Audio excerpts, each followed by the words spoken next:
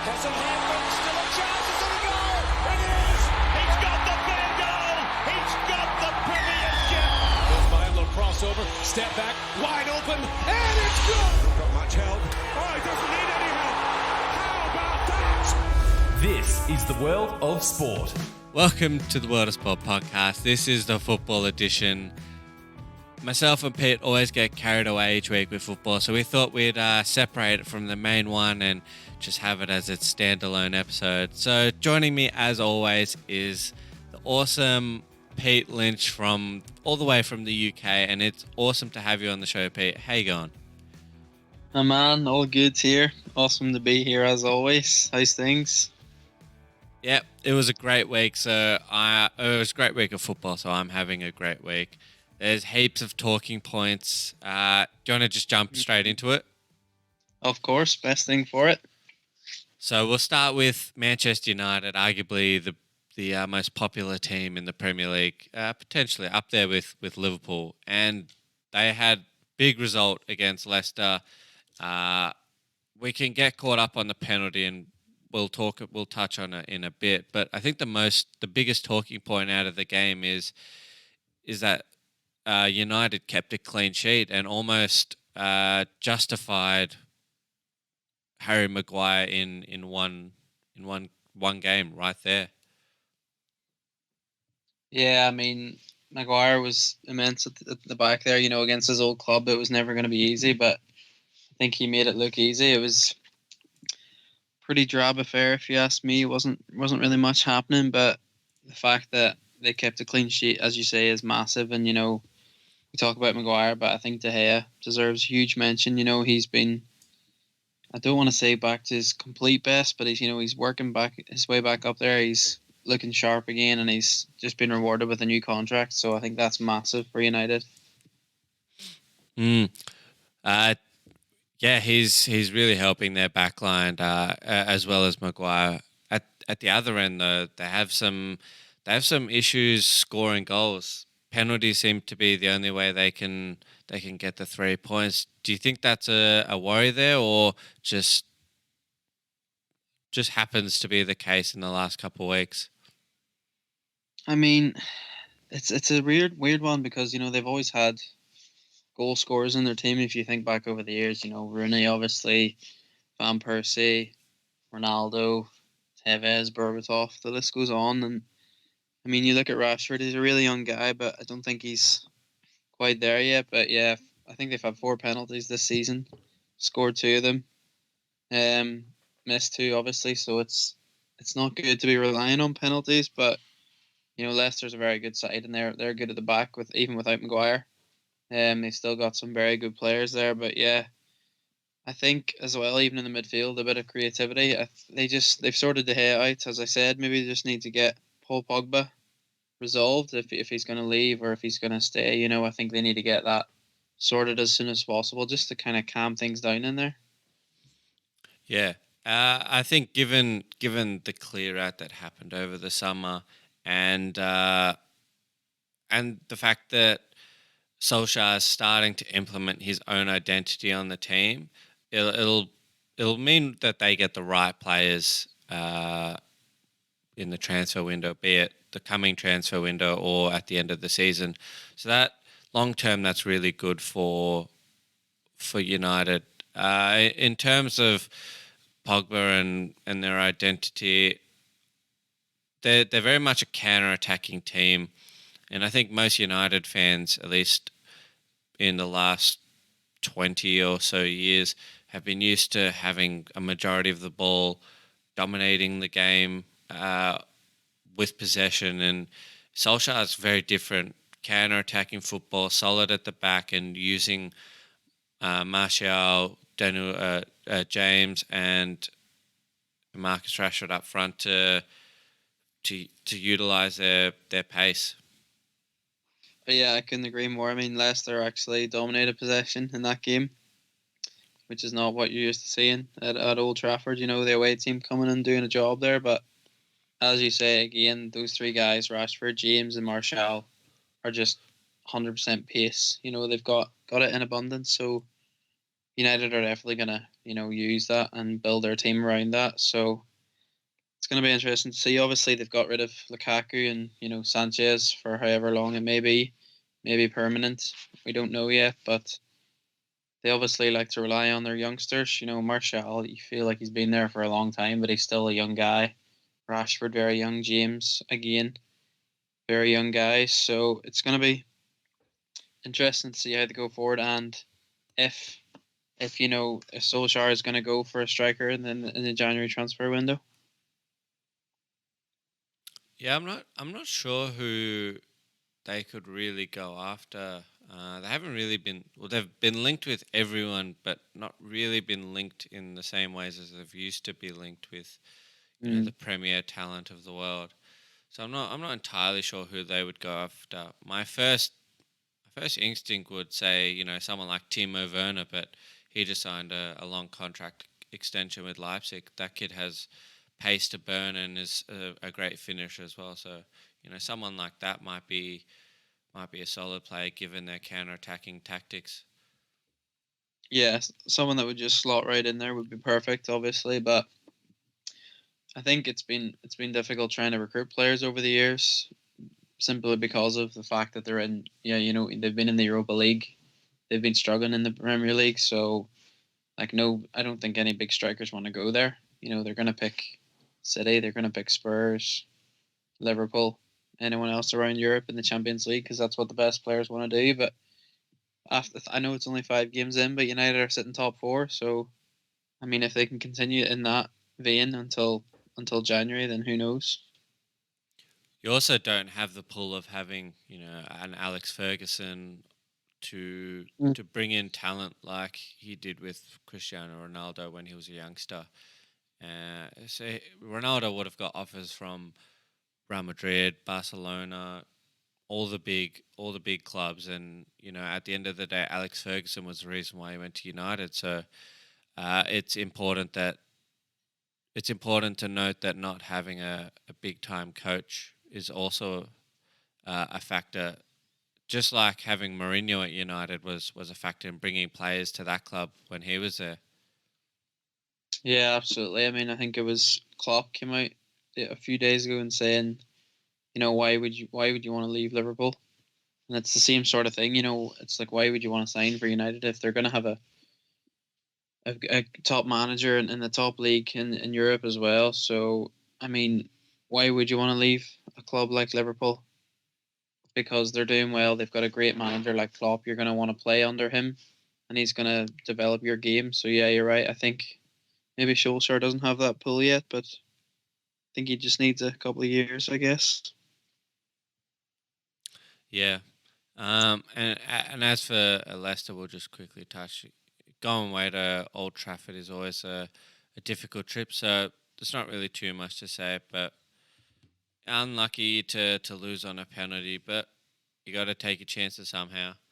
Um, Another big talking point from the week of games is that Spurs beat the away juggernaut that is Crystal Palace, and seemingly resurrected their season from a shaky start.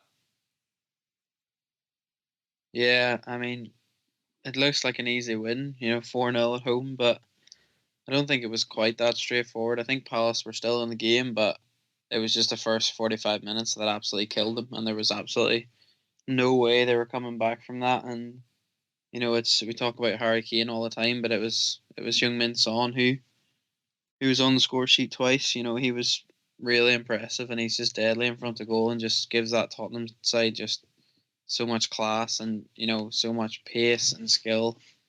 And he just, yeah, it was his game definitely. Son to me is very similar to Salah. When he's on, he's really on, and he loves to just shoot. There's no really other way to put it. He loves to Yeah. just shoot in front of goal. Anywhere in front of goal is good enough for him. Mhm. But yeah, to beat Crystal Palace at home, it sounds ridiculous, but it's not a foregone conclusion before the game starts. They've beaten all the big top teams in the last 12 months. Arsenal, I believe Liverpool, City, uh, Chelsea. I think they've beaten everyone, including Tottenham, in the last 12 months. So to come away with a 4-0 victory is a big result.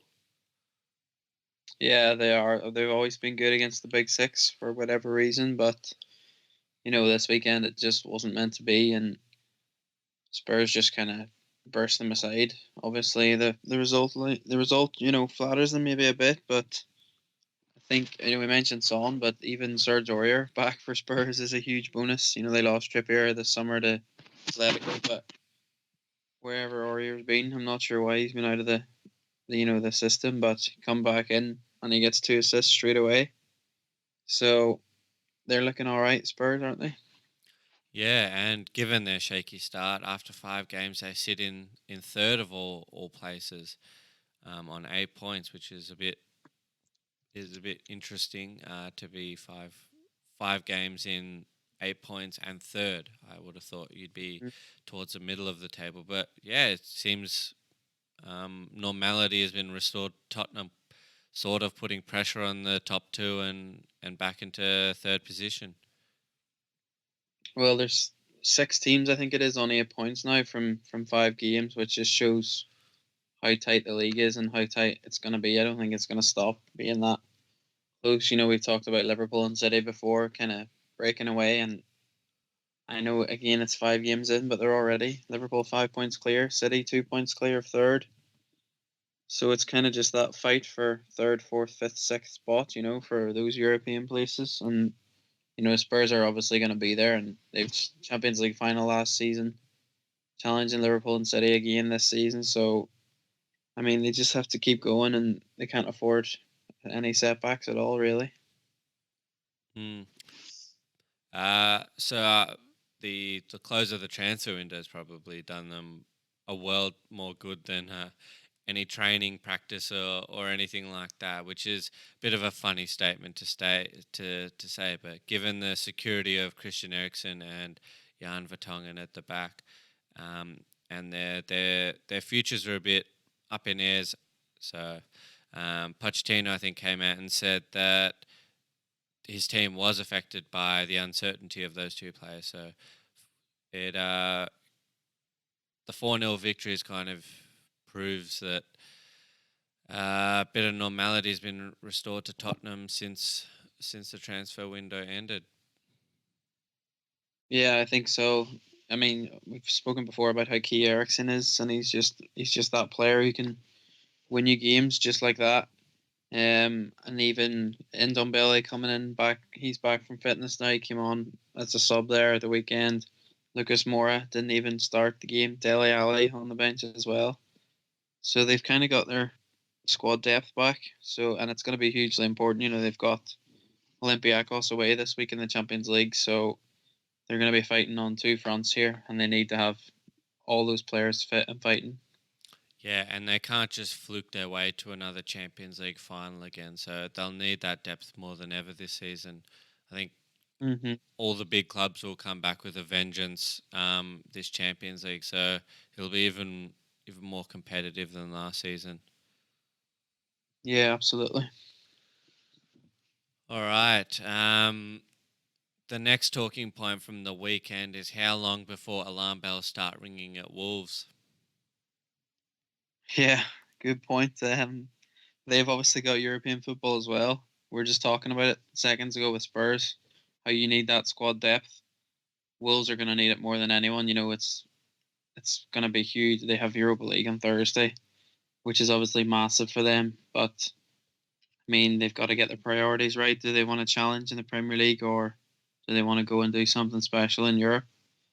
So that's going to be interesting to see how they go. But they've conceded, I think. Well, they've conceded 3 at Everton, 3 against Everton in their last game, and 5 this time at home to Chelsea, which is just not something you associate with Wolves from what we saw last season.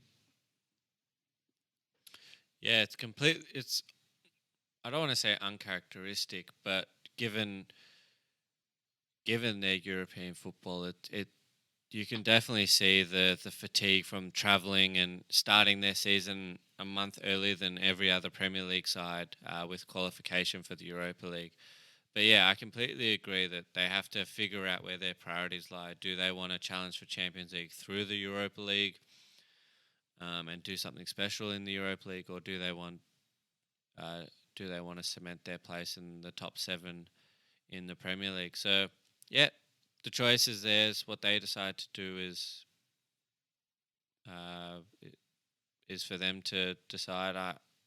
I'm really not sure which way that it could go. They do have a really special young side, and they're a joy to watch at their best. So I don't know, but I think European football is definitely taking its toll. Something I didn't really factor in when I predicted them in the top 6 or 7 in the Premier League. So it'll be fascinating to see how their season eventuates. Yeah, that Thursday night Europa League honestly has troubled the biggest clubs back over the years. You know, United struggled with it, Liverpool, Chelsea, Arsenal. You know, you travel to Europe, to Russia, to Czech Republic, to all these countries, Romania on a Thursday, and you're playing back in the Premier League on a Sunday or a Monday, and it's just not easy. And again, you need your full squad for that. But yeah, as you say, it's they need to prioritize one or the other, the Premier League or the Europa League. But again, yeah, they really surprised everyone last season coming up, and it was a joy to watch. You know, the football they played, the goals they scored, Jimenez, you know, shocking everyone. Me more than anyone. You know, I really didn't expect him to do that, but you know, they do have a good squad, exciting young talents, but they have to. I think they just have to use it well. But I guess they've got a manager who's capable of doing that. Yeah, I was going to ask, do you think, given their start, I think they're in rock bottom, or in the relegation zone of the Premier League. Do you Hmm. think do you think their coach is under fire at all, or given his track record, he has a bit of grace to find his footing in the Europa League and the Premier League? I mean, I would like to think myself that he should be given. It shouldn't even be a question. You know, his job shouldn't be under threat. But if you look at what happened with Watford, you know they've sacked their manager Javi Gracia. So just because of a few bad results and a few other things off the pitch, but no, not in any way should his job be under fire. But I completely understand that it is. I've seen a few Wolves fans, you know, venting their frustration.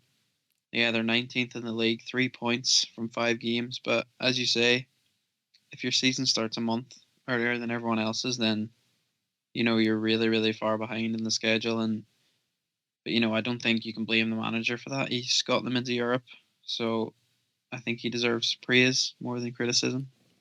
Well, Claudio Ranieri won the Premier League at 5,000 to 1 odds, and then got the boot not long after a poor start to Mm. the season. So really, Yeah, anything can happen with coaches, even coaches that you should be praising, not criticizing.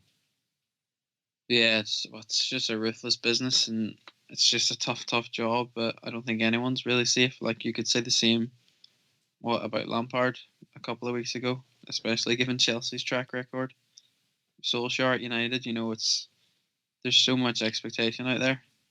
And if you just fail or falter and in a couple of games, you're under pressure immediately.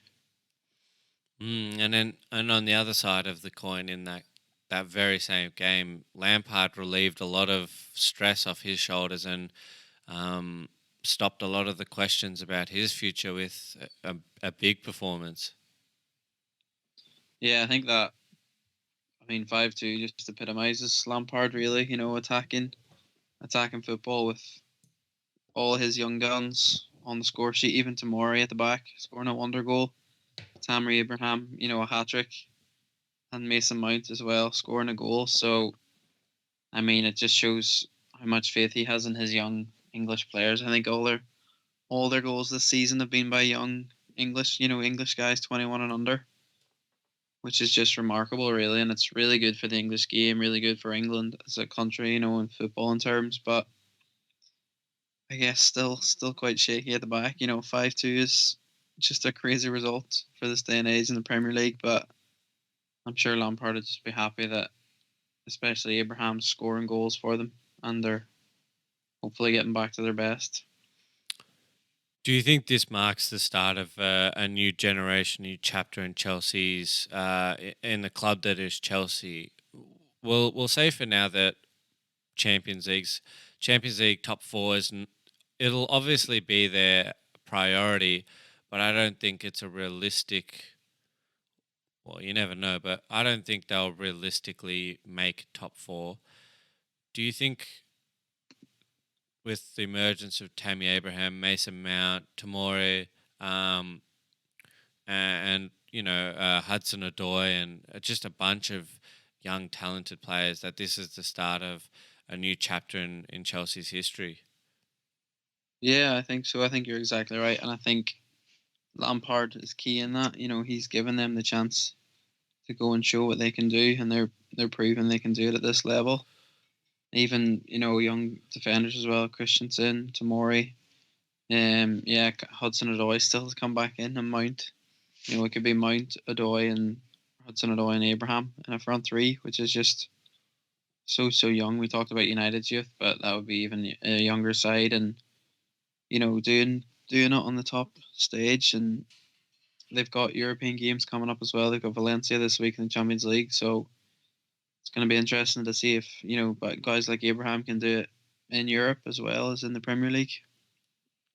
Yeah, Abraham has seemingly gotten rid of their number 9 curse by scoring 7 goals or something ridiculous in the first 5 games. So, Chelsea has consistently struggled since Drogba to find a number 9 that's scored goals. Torres failed. Giroud seemingly can only score for France. So, and a host of other failed attempts with other strikers. So, yeah, and it's awesome to see young English talent coming through the system and making it at the top level, not just at the likes of, Palace or some of those middle tier clubs, and struggle to make an impact when they do get to the top clubs. Kind of like Zaha in his first move to United for it was big money back then, but yeah, he struggled to make an impact once he got to a bigger club. So it's full circle after that little story. It's great to see young English talent making it at the top level. Yeah, 100%. And again, I think that's it's Lampard who deserves a lot of the credit, because Abraham. We can't forget Abraham has been a Chelsea player for ages. It feels like a new signing for them, but he's been there for so long, and other managers just haven't given him the chance. But he went away and did it at Villa, scored goals in the Championship, and now he's doing it in the Premier League. I think obviously it's still early days. He's had a few good games, but question is, can he do it over the course of a season? Your strikers should be scoring 20 plus goals. We've seen it. We've seen Salah doing it. He's not a striker, but we've seen it. Aguero, Kane, Aubameyang. So he kind of needs to hit those levels this season if he wants to be, considered as a real proper Chelsea striker. That they've had in the likes of Drogba, over the years. It'll also be a big factor that people need to consider, is that given the young side is being consistent for the entire season and not petering out towards the end of the season, or suffering at the lack of season long experience, just to finish out the Premier League strong or the Champions League strong. And they're in the Champions League, so they're going to have a long season as well. They're suffering from Europe. They don't have a free Premier League season, if you will. So, they have to juggle it all with a relatively young squad, and that'll be a telling factor on their final Premier League position. Yeah, definitely. It's going to be exactly like that. See if he can last the full season. I think, similar questions are going to be asked of the likes of Teemu Pukki at Norwich.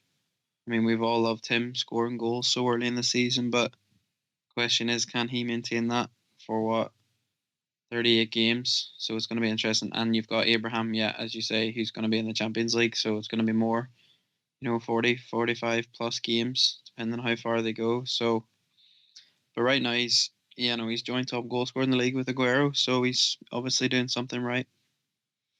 Yeah. Uh, we'll move on to the big story of the week, and that was Norwich knocking off City. Unbelievable. Yeah, literally unbelievable. I couldn't believe my hmm eyes when I woke up and saw the result.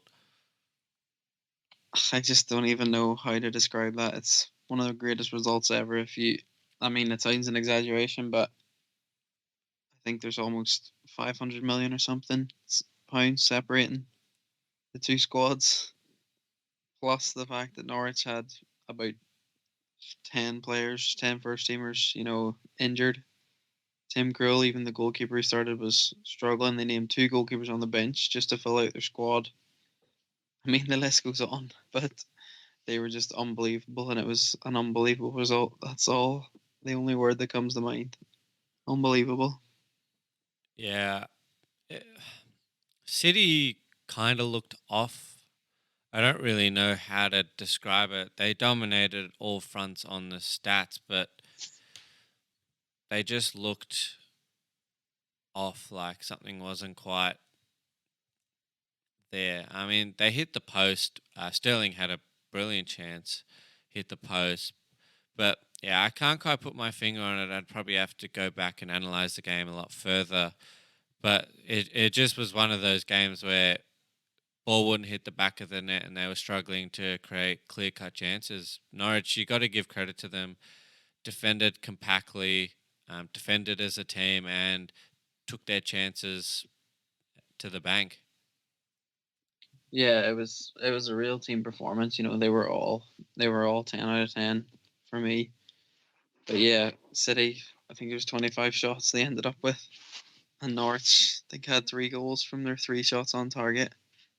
So it was just ridiculous. And that man again, Timo Pukki, involved, scored against Liverpool, scored against Chelsea, and now against City, which is just phenomenal to see. Thinking he cost them absolutely nothing compared to what Aguero cost. What Bernardo Silva cost, Kevin De Bruyne, Raheem Sterling. So it was just incredible, and even guys like Cantwell as well coming through the ranks, getting his England under 21 call up, and then dominating Manchester City midfield that's cost millions. So it was a real shock, but I think if you just had to point to one thing, it was just Man City's central defenders who just had an absolute nightmare, is the word, I think.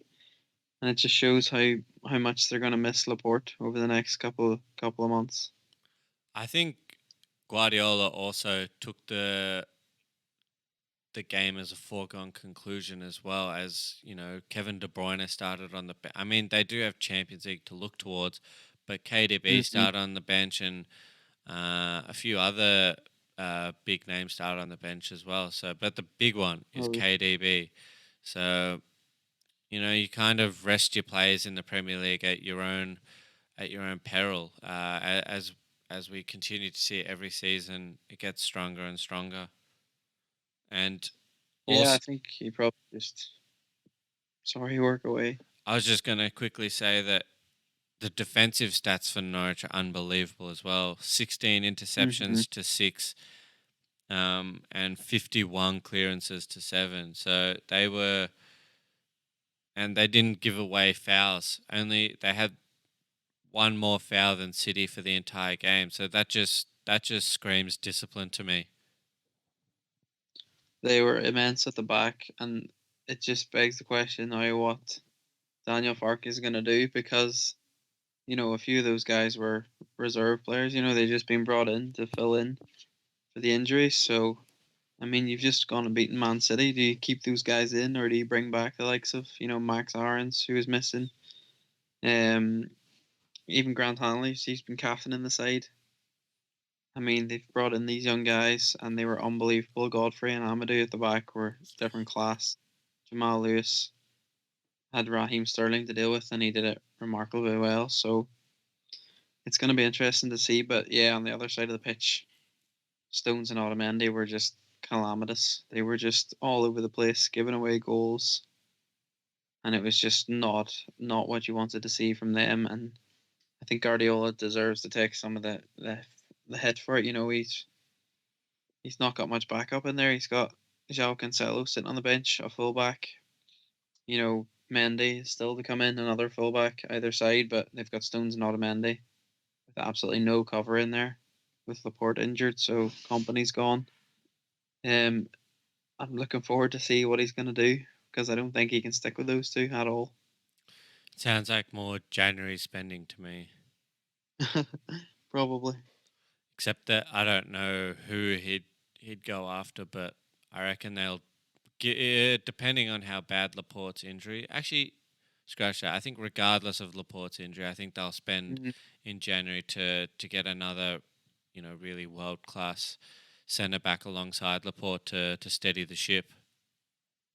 Yeah, I think they need it, or else maybe Kyle Walker's going to have to come in there or something. He's done it for England in a back three in the middle of a back five, but yeah, I agree. I don't think he can stick with those two, and Laporte's definitely out for a good couple of months. So it will be very interesting to see what he does. But you could be right; it could just be money thrown at anyone, and they're going to come and join them. Do you think, given Laporte's injury, that we'll say for argument's sake they don't sign anyone in January with the current squad? Does that almost end their chances of the Premier League and maybe even the Champions League? Yeah, I think so because no, all respect to Norris, no disrespect, but you can't be conceding 2 goals against a newly promoted side, even though they're an attacking side. You just can't do it if you go and expect to play the likes of PSG, Real Madrid, Liverpool, Barcelona in the Champions League. So yeah, for me that it just does not give them any hope at all in the Champions League. No way.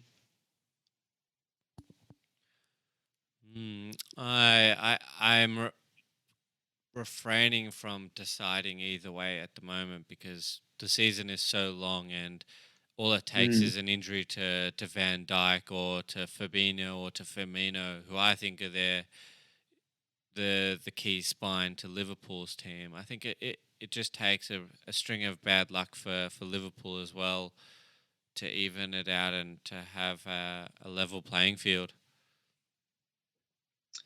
Yeah, you're definitely right. It's just all about squad depth, but I think City have just strengthened in the wrong areas. But I think Liverpool, obviously, it's the likes of Dejan Lovren coming in if it's Van Dijk, but we've got Joe Gomez in there, and even if Fabinho stays fit, he can come into that position.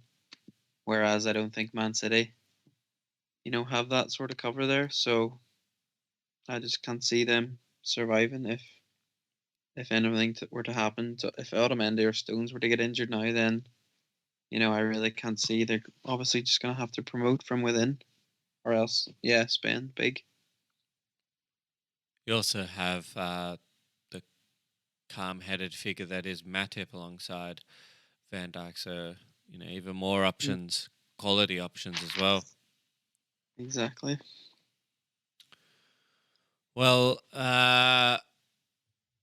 another big story coming out of this week's games is Everton's away record is actually abysmal, and it could Mm. cost them. It could cost them big time in the Premier League as they look to cement themselves as a top six side. I think I'll quickly check my stats, but I believe since the 2015-16 season, they have won 21% of their away games. I'll quickly check that, but what's going on there? Again, just they would give Man City those two centre halves a run for their money for that performance at the weekend. They were a calamity at the back against the Bournemouth side, who they would expect to beat. In my opinion, the quality in that Everton team with guys like Keane still sitting on the bench. Calvert-Lewin got his goal up front starting, but Carlison, Sigurdsson, and Iwobi in behind.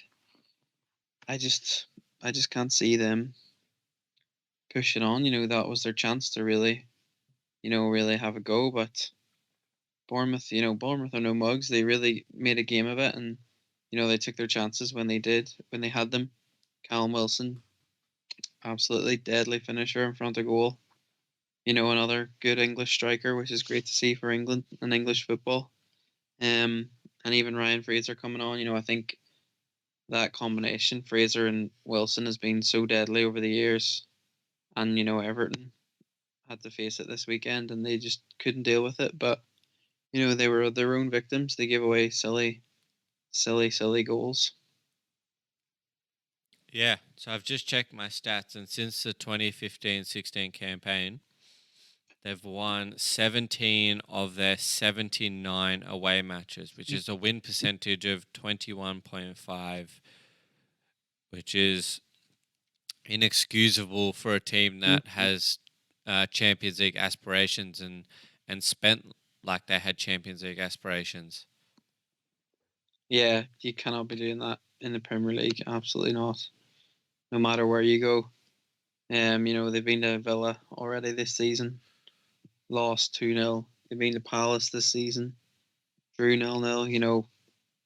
You're right. It's definitely an away curse for whatever reason, but to do well in the Premier League, you have to be good away as well as home. So it's probably not looking good for them this year. Bit of the opposite syndrome to what Crystal Palace are suffering from. So yeah, you really should be making home a fortress and stealing points away wherever you can to be a genuine challenger for any position. For staying in the Premier League, let alone, it's even more important if you have European aspirations. Yeah, absolutely. They just have to be challenging on both ends. Another big story is Watford season has seemingly been kick-started by calamitous Arsenal. That's just the third and final piece of the horrible defending puzzle. I don't know who had the worst performance at the back, whether it was City, Arsenal, or Everton. They were all just atrociously bad, and I'm afraid it's that man again, David Luiz, who just had another shocker at the back, giving away a penalty. Failed to close down. On several attacks, and was just, and then I think it's unfair on him because he gets a lot of the blame, but Socrates at the back is just not much better for me. He gave away an absolute howler of a goal. Yeah, he started the downfall. Yeah, I mean, Watford were so good towards the end, but if that goal doesn't go in, then I think it stays 2-0, or else Arsenal go and score. And people might think otherwise, but I think its momentum is just huge in football, and that gave Watford such a boost whenever they finished off that goal through cleverly. But Arsenal are just, again, their own victims. They were just so sloppy at the back, and even Leno just does not look comfortable with the ball at his feet. And we have this new rule where you can take goal kicks, and the centre halves can take it inside the box. It doesn't mean you have to do it, but somehow teams still think you do, and they use that, and it backfires quite often, just like it did for Arsenal. Leno probably doesn't look comfortable because he has two of the worst centre halves in English football at the moment. I mean, Watford registered 31 shots to 7 against Arsenal. So momentum will only take you so far, but to register 31 shots, and Doucouré really should have scored in the dying embers of the game as well. Yeah. So they should have finished off the game. At halftime, you'd think Arsenal's cruised to a solid 2-0, 3-0 away victory to a lackluster Watford, and in the end, they probably count themselves lucky to walk away with a point. Yeah, I agree that, and it would have been massive for Watford, to get off to, like, it's sort of a fresh start, if you will, under Quique Sanchez-Flores again. And that would have been a huge, huge boost for them to take all 3 points against Arsenal, no less. But they just couldn't finish them off, and they really should have. But especially against that Arsenal defense, you mentioned it yourself. And the people I feel sorry for, it's just like Aubameyang, who just has to watch that happen right in front of him. You know, he's expecting a ball maybe up to him, he can knock it down, and he just looks on. He probably wasn't even looking half the time, and there's just a goal that goes in, and he scores two up the other end for them. You know, almost gets them a victory. Should have got them a victory, but it was his defense that let him down. But you know, take nothing away from Watford. They were, you know, the shot count says it all. They were really, really on top, and it just, you know, it feels right to have Sanchez Flores back in there. So maybe they can. They're still bottom of the league, but yeah, it's obviously early days. And you know, you look at that side. You mentioned Decore, even Capoue, so vital for them, and D- Delafeu. Delafeu, yeah, big going forward. Mhm. Yeah, they are a top 10 side at their best. So I hope it's kicked that start their season, because then it just adds Mhm. more factors, more drama, and more entertainment for us fans. Yeah, absolutely. We'll quickly touch on the other side of the field. We kind of, in talking about Watford, talked about Arsenal's miserable day in the office. You touched on Aubameyang there. He's almost the top scorer in the league. Do you think the likes of Aubameyang or Lacazette, if it continues, and if there's no guarantees of strengthening, will leave at the end of the season in search of greener pastures? I think yeah, it would make sense. You know, Arsenal's obviously a top club and such a great history with players like, you know, you want to be a striker there. You know, they've had Ian Wright, Dennis Bergkamp, Thierry Henry, and now someone like Aubameyang who's just so deadly, so clinical. You know, he took his two chances on at the weekend and scored them both. You know, he's such a good finisher, so much pace, skill, and it's just unfortunate that he has to play in front of those guys. You know, who are letting him down. But yeah, I mean, if it was you or me, you would want to go somewhere that, you know, you're playing with, you know, the best quality players you can play with, and he definitely deserves a lot better. So I hope for his sake that, you know, they really get their act together and sort it out at the back. I wouldn't be surprised if he ended up at either PSG, if Cavani leaves or Neymar leaves, Mm, or even United. We talked about fast attack, counter-attacking football. He fits the bill perfectly for that, and United have money to spend with Lukaku and Sanchez gone. So um, it's long odds, but I wouldn't be surprised if United went hard after a one-to-way striker like Aubameyang. yeah, I think, I mean, they were linked with him this summer, but obviously it didn't happen. But you know, give it a couple more months, and if something like this continues, then yeah, I think you're right. I wouldn't be surprised to see Aubameyang leave, maybe to United, maybe to Europe somewhere. But they've obviously brought Pepe in now to try and keep him happy, and it looks like it's working. You know, Pepe looks like a great signing, as does Danny Ceballos. But you know, they've just the players that they have back there. Guendouzi let them down, embarrassed himself, and with 2-1 symbol to the Watford fans, and then Granit Xhaka as your captain. I don't think anything else needs to be said about that. To be honest with you, I would be ashamed if he was my club's captain. Uh, um, yeah. Speaking of Liverpool, which is the club you support, this is a bit of a weird topic for the week, but FIFA 20 ratings just came out, and Salah got a massive boost to like 90 odd, which is stupid in my opinion. Mane got a massive boost to 88 or 89, and Firmino has been given no upgrade. He's still at 86. Does this prove how sorely underrated Firmino is in world football? Yeah, absolutely. I mean, I wouldn't personally take too much care of his FIFA rankings, but I 100% understand your point. He's just the I just can't believe. I don't know how to describe the guy. He's just a joy to watch. He He, really is. he is Liverpool's, in my humble opinion, is Liverpool's most important link going forward. Um, Mm. Yeah, he absolutely. finishes when he has the opportunity, but more importantly, he sets up Mane and Salah to do their things, and that's why I think Salah is. Um, I don't want to use the word overrated, but he is pumped up by the likes of Firmino doing all the hard yards and the big stuff on the inside of the field, and it releases someone like Salah to go through and to take heaps of shots on goals. He's just sorely underrated by world football everywhere. Everyone looks at Salah, Mane, and no one realizes the grunt work he does in the middle of the park.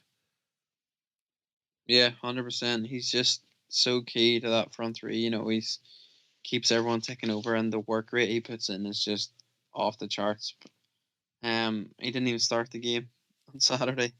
Came on for Origi. It was one each. And the game needed a bit of life, and he comes on 36th minute. And changed the game with his passing, with his skills, his touches, and 2 assists for the next 2 goals, which just shows how good he was. He doesn't always get the assists, whether he's involved. He's always involved in the build up, whether it's the assist to the assist or starting the ball from the back.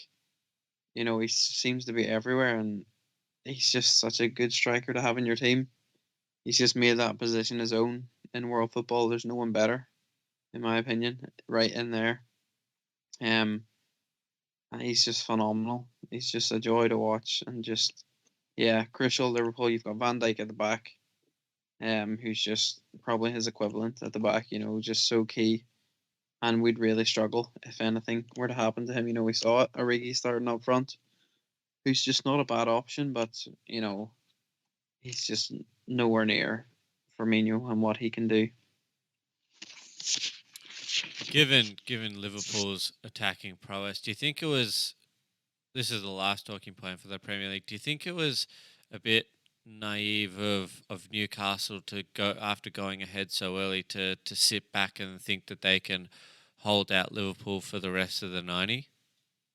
Yeah, I think you're right, and they were just so defensive. And Liverpool are a very patient team.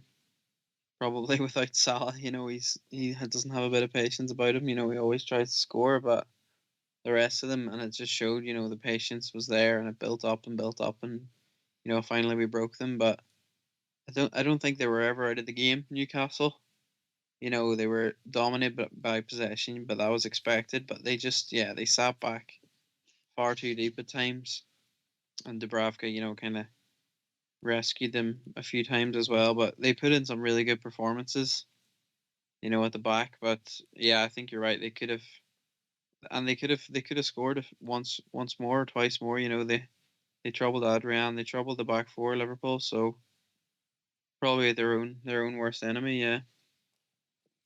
Hmm. Uh, we'll move on to some of the other leagues, and a lot of champions left some points on the table, including Juve, who drew. Yeah, I mean they weren't great. 0-0 at Fiorentina. It's just insane. It's like Man City. It's just such a strong squad, and it's just you just wonder how they can't win. To be honest, I don't know how. They Let alone obviously not just weren't up score. for it. Yeah, I know the players they have in their team, and they just they failed against Fiorentina. So who knows what the issue was, but I mean Ronaldo, Higuain, Pjanic, Costa, and even Ramsey on the bench, Dybala, Emre Can, at Rabiot, all unused subs. Maybe that was the problem, but they're sitting third in the league right now. Obviously, 3 games in, very early days, but hopefully someone can take over that crown in Italy. They gave the Juve backline a lot of trouble with their pressing. So maybe Juve weren't used to or didn't have a solution this time for that relentless press, and just couldn't get quality ball to Ronaldo. Um, Given the press, just quick balls out. I didn't see the entire game, just a few snippets here and there, but yeah, it could be a factor that they just couldn't deal with Fiorentina's press. Yeah, and maybe that was it. But And again, you just wonder. yeah, I mean Fiorentina had 18 shots to Juve's 8 as well, so could have just been a blip on the Juve express to the title, or it could be that something systemic is wrong there. But I guess we'll find out next week. Hmm. And speaking of champions dropping points, Bayern dropped points to another really quality side in Leipzig. Yeah. Again, you wonder how they just don't dominate games, but Leipzig are no mugs. They really held their own that game. They were in the game for the 90 minutes. Um, that, and it keeps Leipzig top. It just shows how good a side they are. They're top of that Bundesliga, still unbeaten. But then again, as are Bayern, so I think that's an exciting league. A lot of underrated teams in it, and a lot of underrated players, a lot of top talent. But Alaba, I think he was injured before the game, so that's going to be a huge loss to them. They're going to have to recover whether they put Hernandez in at left back. That means they'll have to bring Boateng in, who's has his nervy moments at the back. Pavard in centre half as well, so that's going to be a loss for them. But I think they'll be fine in their own league. But again, they're going to want to get back on top in Europe. Yeah, given all the struggles the European Giants had in the Champions League last season, Bayern, Madrid crashing out to Ajax, and Barca crashing out to Liverpool, PSG and City losing to Spurs, or all the league winners and the giants of European football will be going extra hard this season. I feel for that Champions League glory, which is amazing for all of us that are going to watch it, and we'll get to the Champions League preview a bit later on. On the other side of the Bundesliga, Dortmund will have been really happy with a 1-1 draw at Bayern Leipzig, as they themselves pumped Leverkusen 4-0. Yeah, they were on fire. I mean, we talk about the counter-attacking sides in the Premier League. United, we've talked about them going forward. Dortmund had 40% possession in that game, which is insane whenever you win 4-0, at home. It just shows how much of a counter-attacking side they are, and the players they have. It's just scary. Royce 2 goals, another 2 goals for him, another Sancho assist, another Alcacer goal. He's pushing Lewandowski for top goal scorer. And they've got Barca at home on Tuesday, so it's going to be huge for them if they can push on in the Bundesliga and in the Champions League.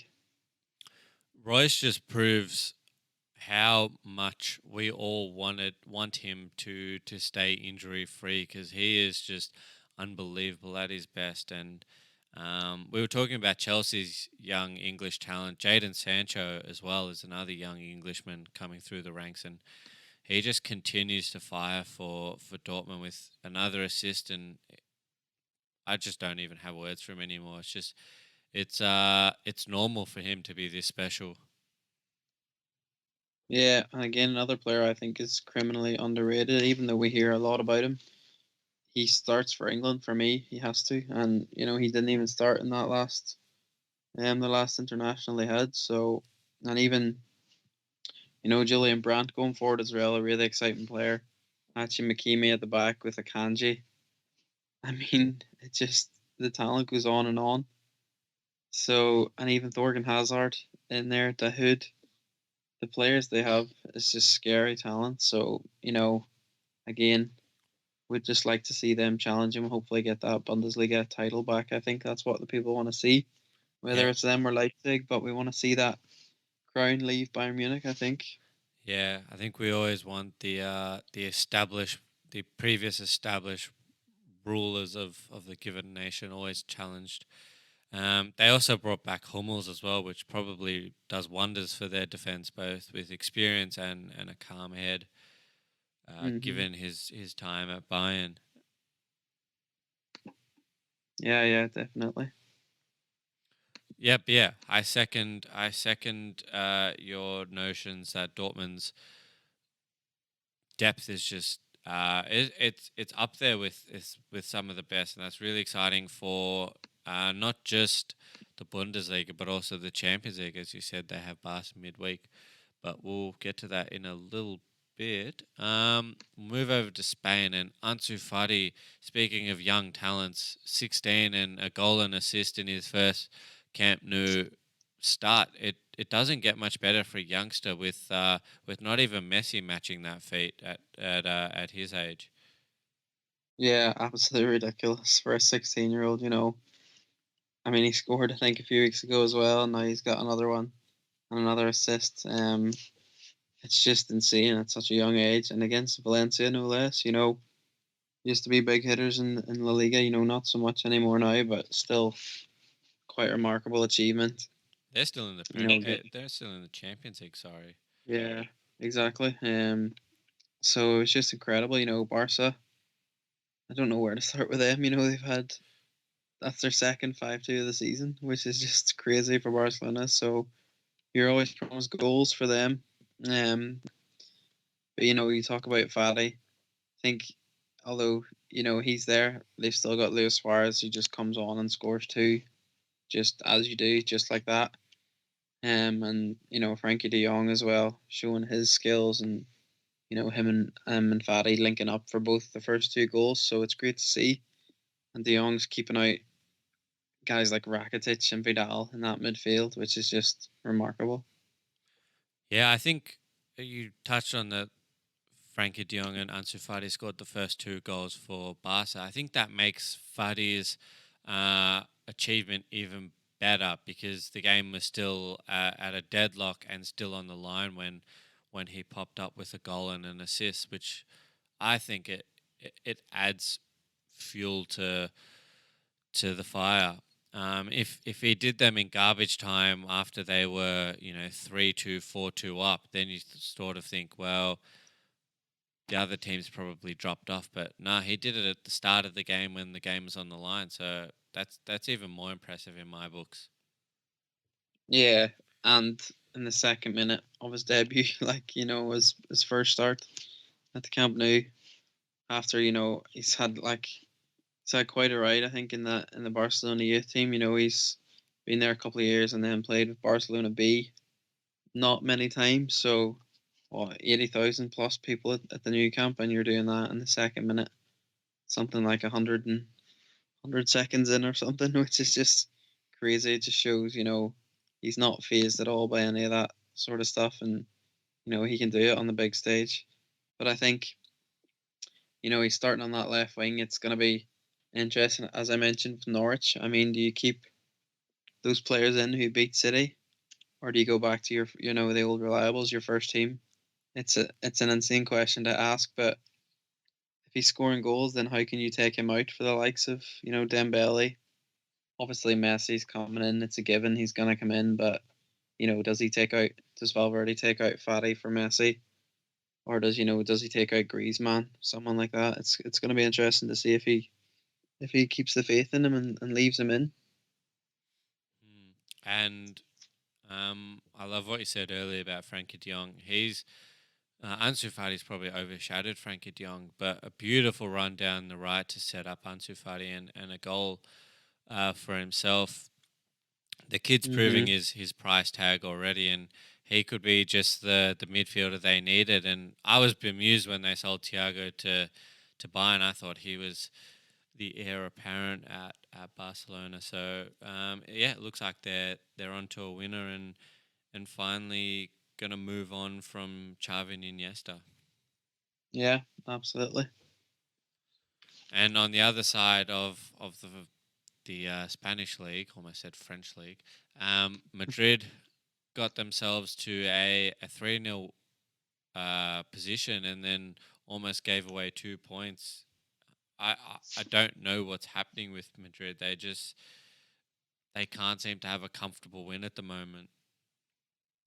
No, I think you're right. It's just strange considering the players that they brought in, and I think the main talking about was Hazard's debut, but I think it was Courtois who was almost furious with Hazard because he threw away the game in the closing minutes of the game. I think he was trying some skills on his debut, trying to show what he can do, and he nearly threw away all 3 points. But you know the amount of people they bought, they're still. I think we've said it before. They're still relying on the likes of Benzema, scored in 2 goals for them.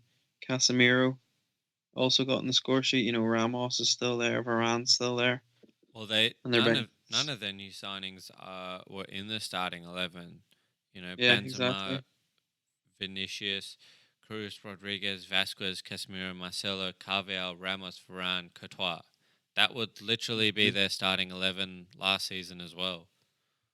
Yeah, I mean it's.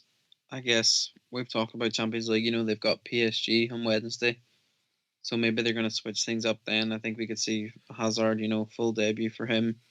Um, but yeah, it's just crazy the amount of talent they have, and even the guy scoring against them, Borja Mayoral, ex Madrid as well. So it's just the amount of players they've had over the years, and they still got there is just crazy. Yeah, they're kind of their worst enemy at the moment. They keep, giving away leads or not finishing off teams when they have the chance. So that goes really well for Barca and Atletico Madrid. So I can't wait for all three of them to play each other. You probably get a real feel for how they're actually doing. I think Madrid's playing PSG or something in the Champions League, so that'll be awesome as well. Hmm. Yeah, Um, definitely. we'll quickly touch on Neymar before we get to the Champions League. He came out and said that he's going to be playing every game away from now on, given what happened in the transfer window and the PSG fans turning on Neymar. Yeah, they were. I mean, he received a lot of abuse there at the weekend. A lot of boos, But I mean, the goal he scored, absolute stunner, 92nd minute. You couldn't have written a better story for him, and that was the best way to silence his critics, I think. I Yeah, mean, you can say what you want about him, but to score a goal like that in the 92nd minute is hmm exactly what you want from your star player, really.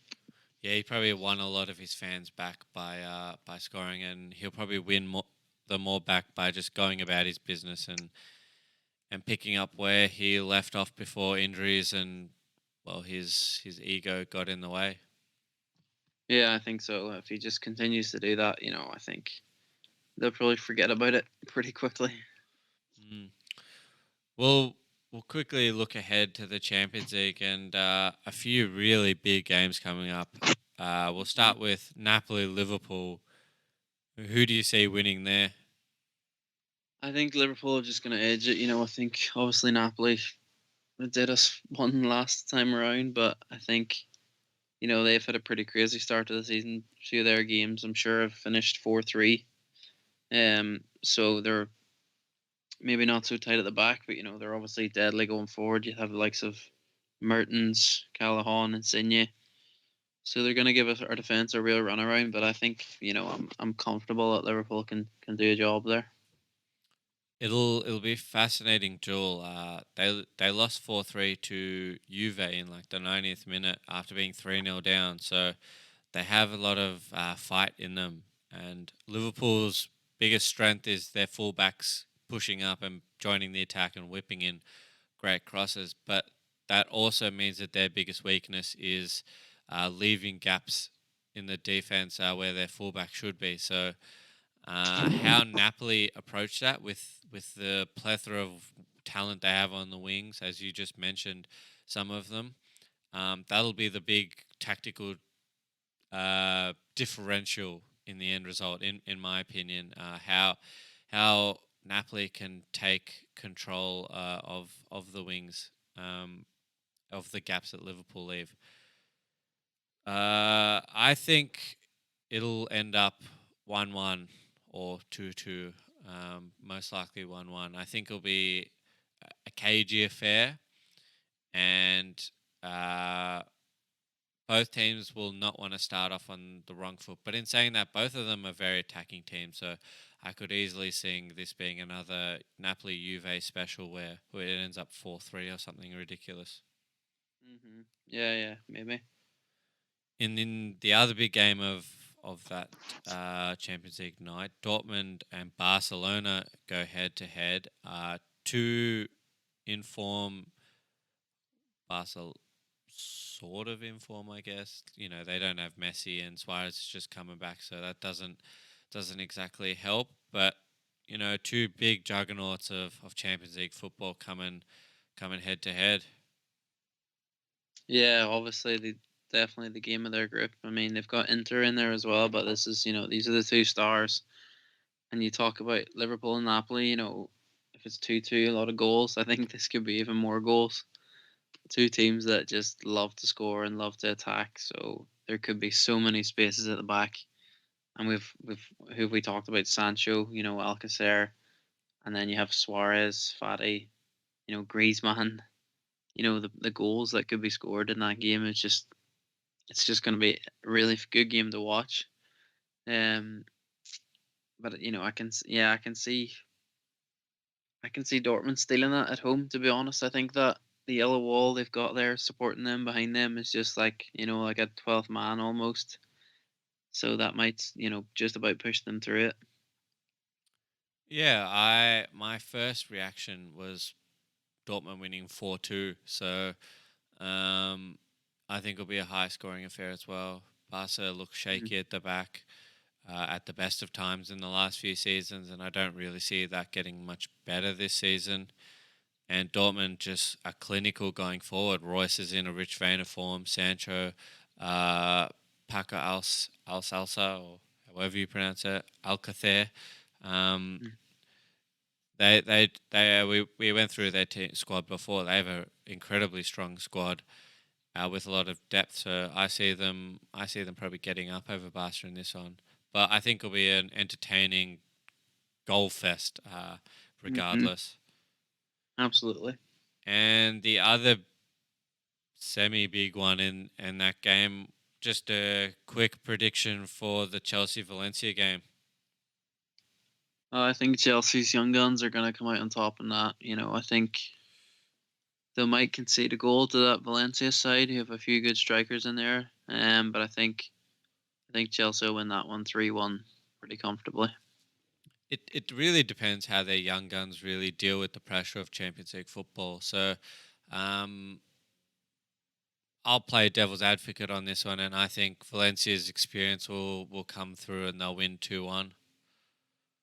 Interesting. We'll look to the second night of games, or it's morning for me, but it's Champions League night for everyone else. PSG Real Madrid, a huge game in the grand scheme of the Champions League. Yeah, that's the biggest one for me. I think all eyes are going to be on Neymar. Obviously, I think he was close to, well, if you believe the talk, he was close to joining Real Madrid at one stage, but and now he's back in the PSG lineup just in time, which is quite, remarkable. But it's two sides that going well in their leagues, but I think if they have to prove themselves, it's in Europe. Two managers that are going to want to prove it, and it's just going to be a huge game. The atmosphere is going to be crazy. Um, I can't even call it, to be honest. I don't want to say a draw, but I think maybe one each. That game will pan out. I think both clubs have some serious issues brewing behind closed doors that we're unaware of. In particular, Real Madrid, I think there's some serious problems going on behind the doors. Given that they haven't integrated any of their signings or youngsters into the starting 11, and they continue to rely on the old guard. So PSG at home, I think PSG will sneak it 2-1, 3-1 if Neymar really gets going. Or yeah, so I think PSG will get up just because they're at home, and I think Real Madrid have some serious problems, as I said, going on behind closed doors. The other big one is Atletico Madrid and Juve, and we'll end the show on this one. What do you think is going to eventuate in this one with Mr. Champions League himself, Cristiano Ronaldo, starting his campaign? Yeah, I mean he did a number on Atletico last time around, didn't he? So they're gonna really, really gonna be out for revenge there, especially after the weekend. The Juve 0-0 to Fiorentina, but Atletico actually lost 2-0 to Real Sociedad, and it was none other than Martin Odegaard, Real Madrid loanee, scoring against them. So, and Nacho Monreal of all people. Um, so Atletico really need to bounce back from that. It's not been a good weekend for them. But I mean, if you just look at that Juve squad depth, it's just insane.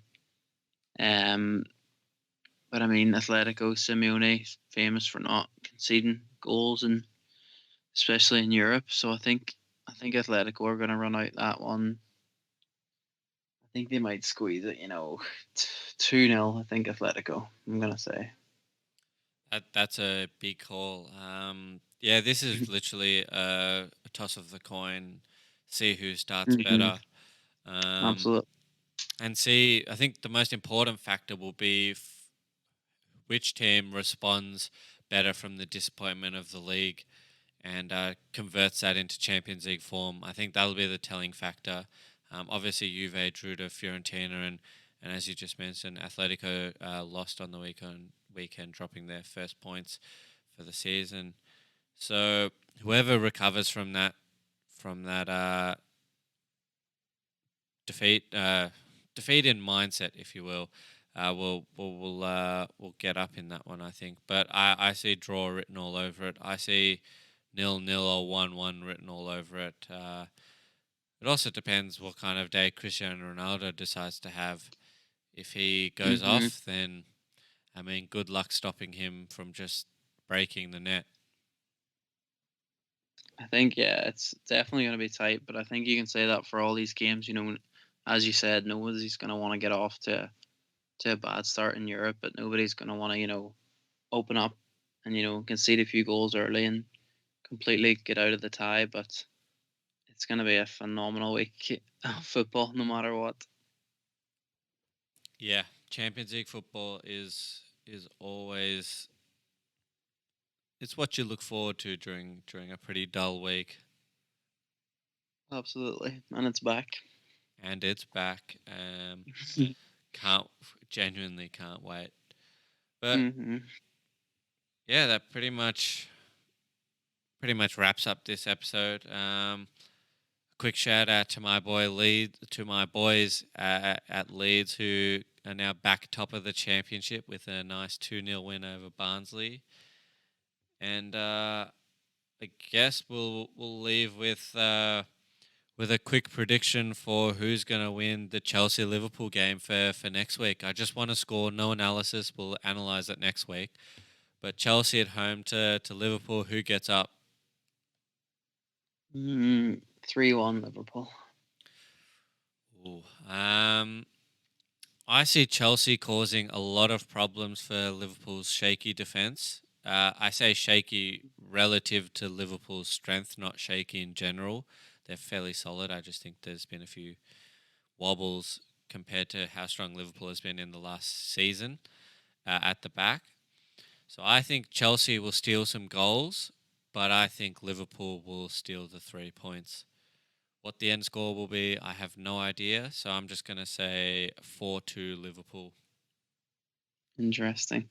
I guess we'll just have to find out. I guess we will. And with that, I guess we'll end this show of the European football hour or so. We always seem to get carried away, but oh well, that's all right. It happens. It happens. Felt like about 15 minutes to me.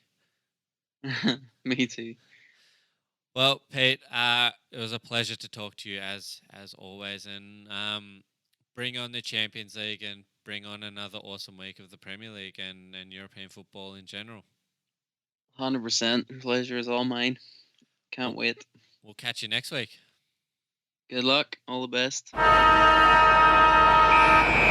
concludes the footballing edition of the World of Sport podcast. Quick shout out to our partners over at Pizza Strata and Bar in North Dandenong, Melbourne. And here's to an awesome week of Champions League football and also a weekend full of awesome games in each and every European league. And listeners, we look forward to having you join us next week as we talk all things football.